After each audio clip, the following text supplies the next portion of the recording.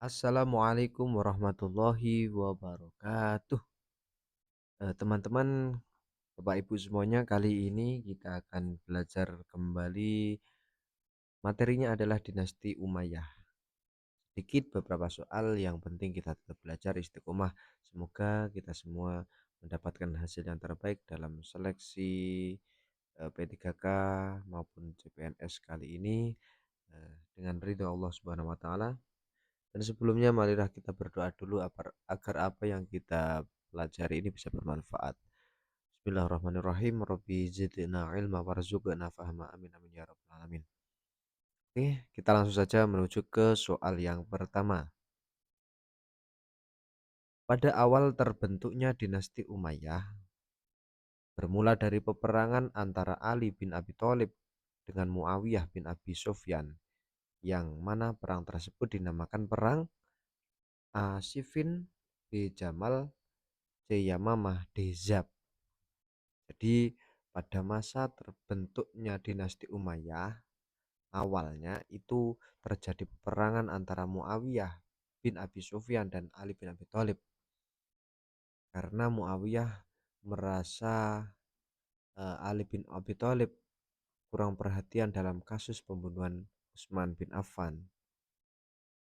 Akhirnya di sini terjadi gejolak yang mana terjadi sebuah peperangan yang dinamakan Asifin Bijamal C Yamamah dan Dezab.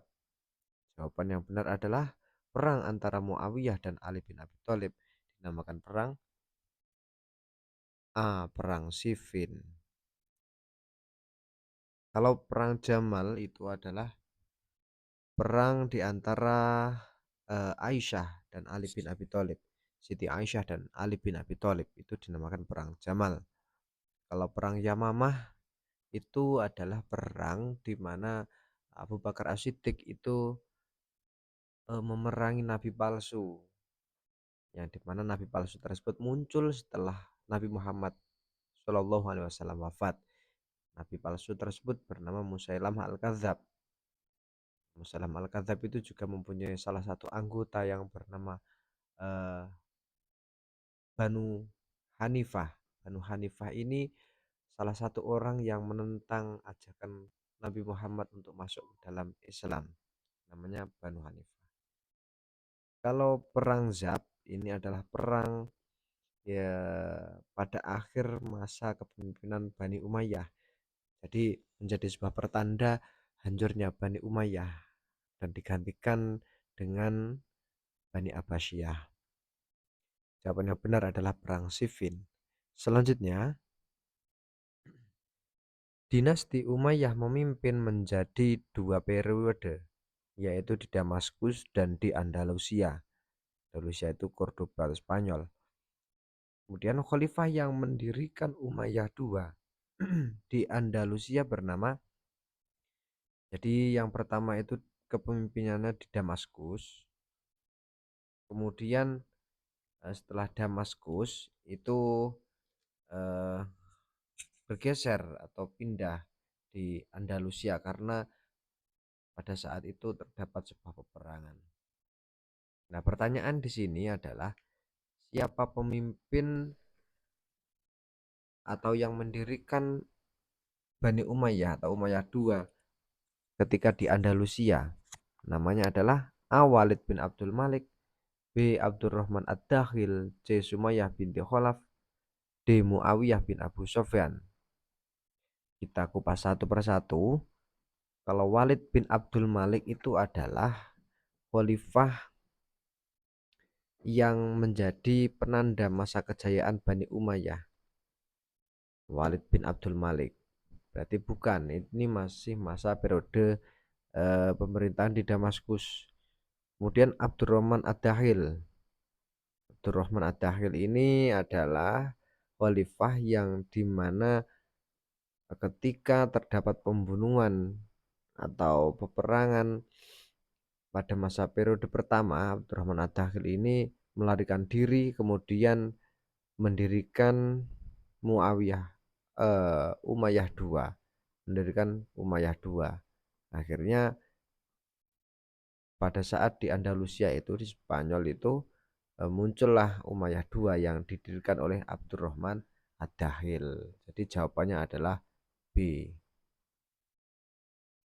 Kalau Sumayyah binti Khalaf ini siapa? Beliau adalah seorang wanita pertama yang mati syahid, Sumayyah binti Khalaf. Kalau Muawiyah bin Abu Sufyan kita sudah kenal. Kalau Muawiyah bin Abu Sufyan itu adalah pendiri dari dinasti Umayyah. Jadi jawabannya adalah Abdurrahman Ad-Dakhil. Selanjutnya, khalifah pada masa dinasti Umayyah yang meresmikan bahasa Arab sebagai bahasa resmi dalam sistem pemerintahan adalah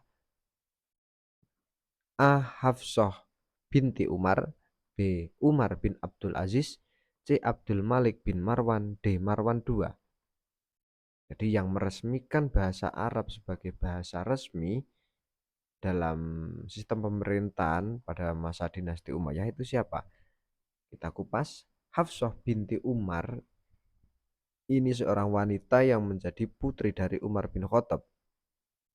Yang menjadi putri dari Umar bin Khattab yang menerima eh, mushaf mushaf Al-Quran, yang menyimpan mushaf Al-Quran ketika Umar bin Khattab sudah meninggal, sudah wafat. Nah ini Hafsah, berarti A bukan. Kalau B. Umar bin Abdul Aziz. Umar bin Abdul Aziz ini terkenal pada masanya yaitu pengkodifikasian hadis. Umar bin Abdul Aziz ini bukan. C. Abdul Malik bin Marwan. Abdul Malik bin Marwan ini adalah orang atau khalifah pada masa dinasti Umayyah yang meresmikan bahasa Arab sebagai bahasa sistem pemerintahan yang sah. Jadi jawabannya adalah C. Kalau Marwan II itu adalah eh, khalifah terakhir pada dinasti Umayyah. Jadi yang menjadi khalifah paling terakhir itu adalah Marwan II atau juga disebut dengan Marwan bin Abdul Malik itu. Selanjutnya, pada masa kepemimpinan Al-Walid bin Abdul Malik, Bani Umayyah mengalami masa kejayaan.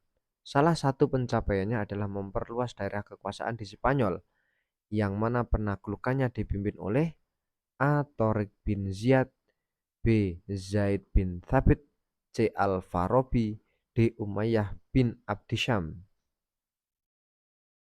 Jadi penaklukan di Spanyol itu pada saat Al-Walid bin Abdul Malik itu dipimpin oleh seorang panglima yang bernama, jawaban yang tepat adalah Tariq bin Ziyad. A. Tariq bin Ziyad.